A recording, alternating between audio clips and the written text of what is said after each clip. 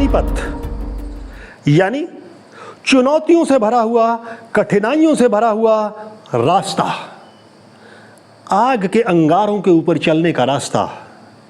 और वो रास्ते पे कौन चलता है? ऐसे रास्तों पे केवल वही चलता है जो कठिन प्रशिक्षण से गुजर सकता हो, और वो होता है भारत का सैनिक। आज भी भारतीय सेना विश्व की सबसे सर्वश्रेष्ठ सेनाओं में से एक मानी जाती है। क्यों? कठिन कठोरतम परिश्रम, पसीना बहाया जाता है, और यह कहा जाता है शांति काल में बहाया गया पसीना युद्ध काल में खून कम बहाना पड़ेगा। सेना केवल रोजगार के लिए ही नहीं है, अरे देश के लिए जान दे देने वाले वीरों के लिए है वो सेना। आपको मालूम है कि जिस देश की सीमाएं सुरक्षित हैं, वही देश सबसे ज्यादा तरक्की कर सकता है। और हमारे देश की सीमाएं तो दुश्मनों से घिरी हुई हैं। पता है आपको, भारत का दुश्मन चीन कितनी लंबी सीमा है? 3488 किलोमीटर लंबी सीमा है जिससे हमारा देश भारत चीन से घिरा हुआ है। और तो और 3323 किलोमीटर लंबी सीमा पाकिस्तान के साथ लगती है। दोनों हमारे दुश्मन। इसीलिए तो भारतवर्ष की सेनाओं की ट्रेनिंग सबसे सख्त है। और तो और इंडियन मिलिट्री एकेडमी, एनडीए, इसमें से कई कैडेट्स तो प्रशिक्षण के दौरान ही वापस चले जाते हैं, छोड़कर चले जाते हैं। ऐसा प्रशिक्षण जिसे देखकर दुनिया के सभी देशों की आंखें चुंधिया जाती हैं। वहां के लोग, वहां की सरकारें हमारे यहां पर अपने अफसरों को ट्रेनिंग के लिए भेजती हैं, ऑफिसर्स को ट्रेनिंग के लिए भेजती हैं। कुछ तो दम होगा भारत की सेनाओं में। देशों के नाम गिनाऊं, जरा ध्यान से सुनो। France, Sudan, Myanmar, Iran, Malaysia, Sri Lanka, Singapore, Tanzania, Maldives, Lesotho, Botswana और भी ना जाने कितने देश। उनको ऑफिसर चाहिए सख्त प्रशिक्षण वाले, भारत में भेजते हैं कि जाइए इंडियन मिलिट्री एकेडमी में जाके ट्रेनिंग लीजिए देहरादून में। इतनी लंबी सीमा की सुरक्षा के लिए सेना तो चाहिए, फौज तो चाहिए, लेकिन फौज भी ट्रेंड चाहिए, ऐसे हर हालात से गुजरने वाली चाहिए। अगर लेह लद्दाख में या चीन के बॉर्डर पे -28 या -30 डिग्री टेम्परेचर है, उसको सहन करने वाला जवान चाहिए। और अगर रेगिस्तान में राजस्थान के बॉर्डर पर तपती हुई दोपहरी तपती हुई रेत है और सिर्फ 1 लीटर पानी मिलता है, 1 लीटर पूरे दिन में 24 घंटे में, इतनी सख्त ट्रेनिंग, तो अग्निपथ ही तो हुआ।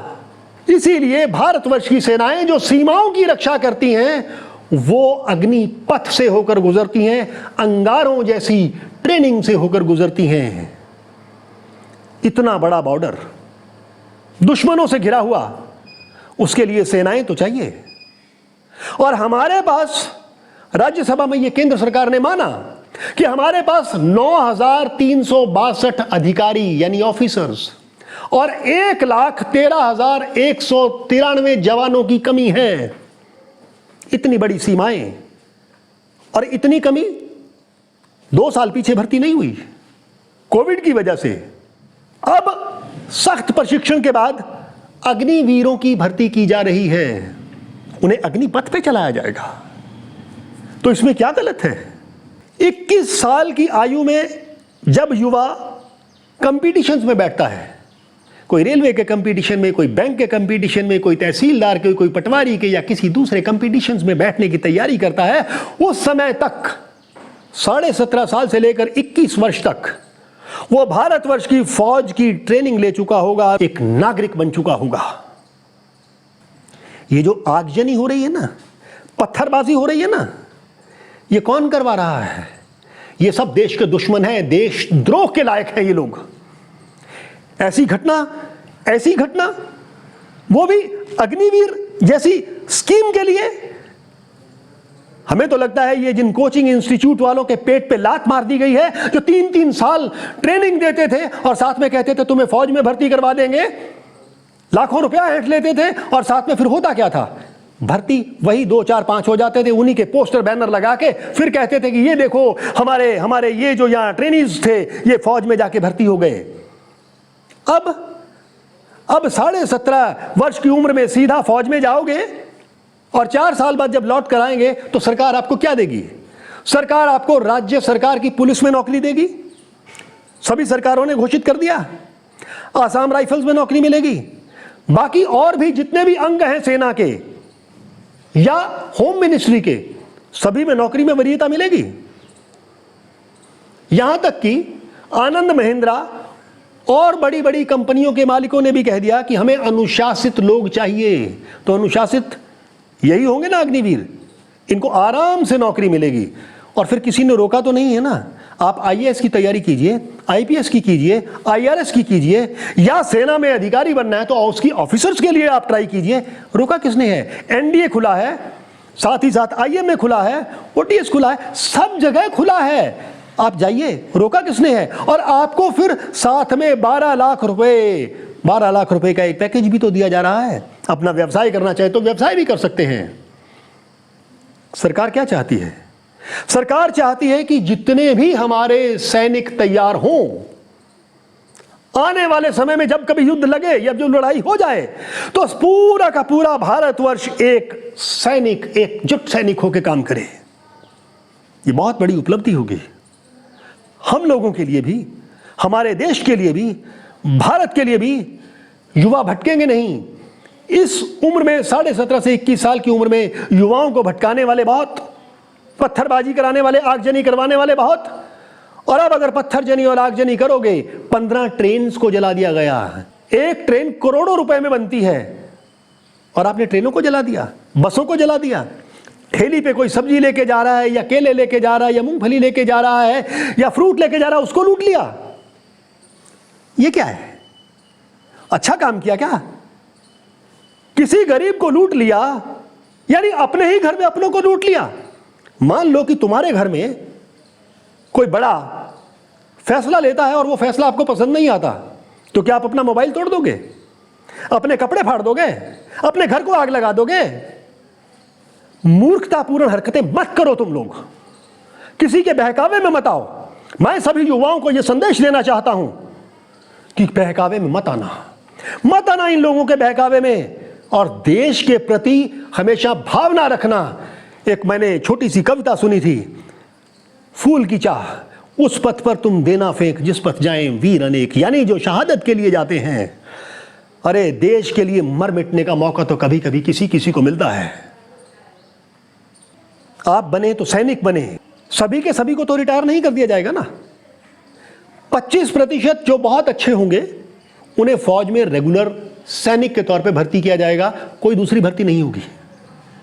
और बाकी के लोग जो बाहर आ जाएंगे वो दूसरी तरह से देश की सेवा कर सकते हैं ना। इसी भर्ती में यहां पर जो सेना में लोग अग्निवीर के तौर पे भर्ती होंगे उनको सरकार क्या देगी? मेडिकल फैसिलिटी, 1 महीने की छुट्टी, एनुअल लीव, साथ ही साथ सीएसडी कैंटीन की पूरी फैसिलिटी। जो आर्मी के पूर्णकालिक सैनिक को सारी सुविधाएं मिलती हैं, वही सारी सुविधाएं इन सैनिकों को, अग्निवीरों को भी मिलेंगी। और अब तो तीनों सेनाओं के प्रमुखों ने भी कह दिया है कि यदि सशस्त्र बलों में आर्मी, नेवी, एयरफोर्स में भर्ती होगी तो अग्निवीर ही भर्ती होंगे, इतर कोई भर्ती नहीं होगी।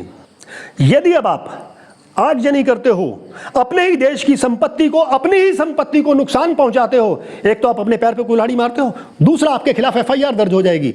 एफआईआर दर्ज हो जाएगी तो एक बात का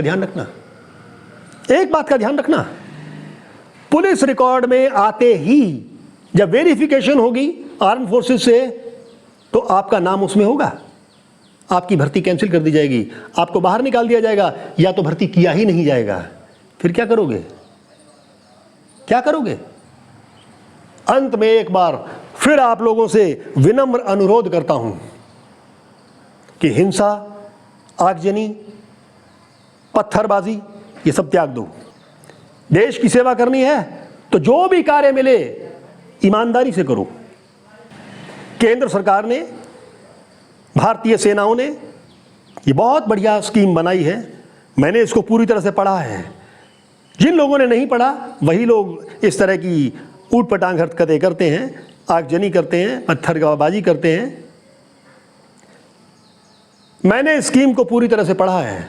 आप भी इस स्कीम को पूरी तरह से पढ़ें, और अगर आपको लगता है कि इसमें कोई कमी है तो सरकार वो कमियां दूर करेगी। हमारी ही चुनी हुई सरकार है, हम उनसे कहेंगे दूर करें, कमियां दूर करें, हो जाएंगी।